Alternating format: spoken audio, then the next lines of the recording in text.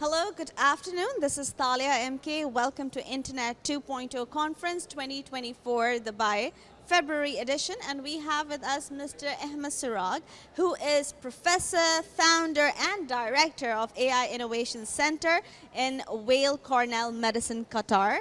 And he also won an award and being honored for an outstanding leadership. Wow, you're so many things. I don't know. First, I think we're going to talk about the founder thing. How are you feeling for being recognized in your own field, sir?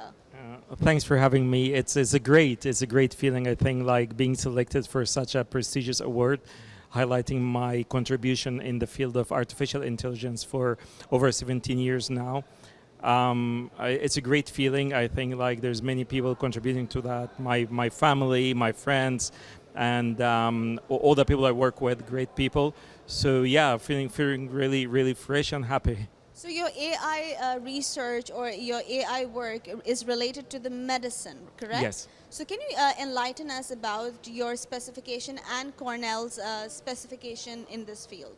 Yes, so while Cornell is a medical school actually that is based in New York, they have this campus in Doha in Qatar, which I joined. They have the campus there for over 20 years now, and I joined almost 7 months ago to build this capability for AI research in medicine.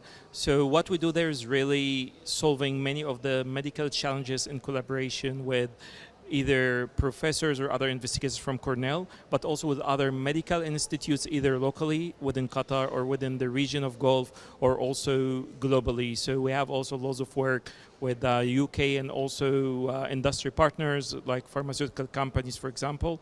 So it's really great time. As you know, probably now everyone's talking about AI, and I think healthcare and medicine is definitely one of the areas where really AI can and definitely is making a huge impact. On that point, let me, when it comes to health or when it comes to a doctor, everybody is very sensitive about it. Yeah. And people are very tensed about it because it's related to their health and life.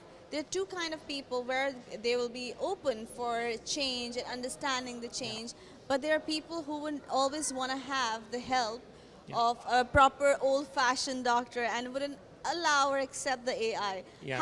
How do you deal with this situation? And plus, how can you enlighten us that how AI is affecting the field? Yeah.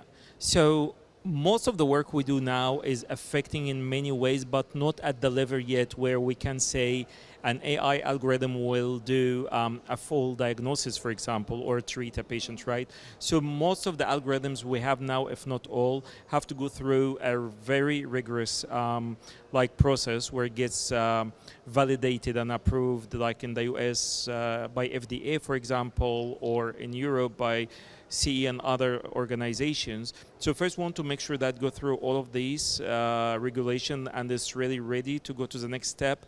This next step now is more or less either around reducing the workload that the doctor, like usually having to go through, for example, loads of cases through the day, right? So the AI algorithm can help them, for example, prioritize which case to look at. For example, if I have 10 patients now, can AI tell me like which one are likely having a high level or severe cancer that I need to look at first, right?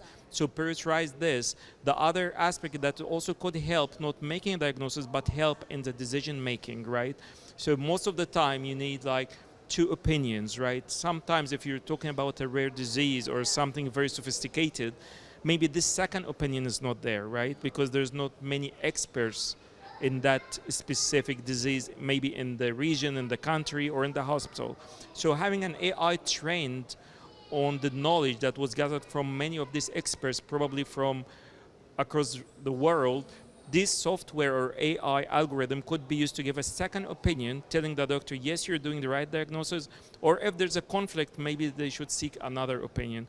I don't think we're there yet for a full diagnosis. It's gonna happen, but maybe like years ahead, and then we'll have to see how to deal with that. Yeah. Perfect. I think because of the movies, we are a little bit scared. Because but apart from that, as you are a professor as well, tell us how does you personally learn by teaching the students and being a well researcher? So how does it affect both of your things in life? So I'm lucky enough that I don't have to formally teach courses. So I'm a professor of research, so focusing only on research. The teaching I do is really through implicit like training of young researchers, right? So I'm becoming less and less hands-on comparing to a few years ago. But I think it's really, as I was talking today during the panel discussion, not only the young researchers, right? Even us, the technology is moving so fast. We need always to be updated. We need to be continuously learning, especially AI. I believe like last year we've been talking about ChatGPT. Now there's like loads of them, right? Exactly. And you don't know how Last to year, cope with that. everybody was talking about ChatGPT, Yeah. and then today, this time, it's blockchain and AI. Yes, yes. So there's many things. I think we just need to learn fast and be able to understand that. The other thing you always say, there's many people who use the technology, and this gets to this point you said, like we get scared, Yes. right? Oh, AI will replace us. AI will do that. I think the most time we understand the technology, the more we don't get scared of that. I don't get scared myself because I built this technology, and I know, as I was saying also, that it is not as intelligent as we think. It was built in a way to, for example, like complete a word in a sequence of words. Some people think it's very intelligent because it was trained in a specific context to do that. But once you try like a ChatGPT, for example, in medical context or other domains, you will see clearly that it fails and lacks this knowledge and the context. So I think I'm not scared myself. And I think the other point is that we need to be able to work with the technology, not getting scared of it, because people who use the technology probably in few years will replace the people who don't use that technology. As you are already into scientific researches and a professor, tell us what are you taking away from this conference of Internet 2.0, which is a merge of marketing, education, and all of these other professionals? Well, it's amazing. I haven't been to such a large conference before where you have like different streams in the same place. You have healthcare, you have marketing, you have the technology. It's amazing. Like I'm coming again, as you said, from more of the academic side, but then I was just speaking to people like who founded gaming companies and building. It's amazing, you know, how like you see the technology is intersecting and how actually the 2.0 conference companies bring all of this together. It's amazing. It's my first time, but definitely not the last. For sure, and many more awards to come too. Thank you Thank so you much. so much. Congratulations. Thank And you, on Talia. that note, AI, don't be scared of it. They're just there to help. At the end of the day, nothing is smarter than our brain. Remember that. So be kind.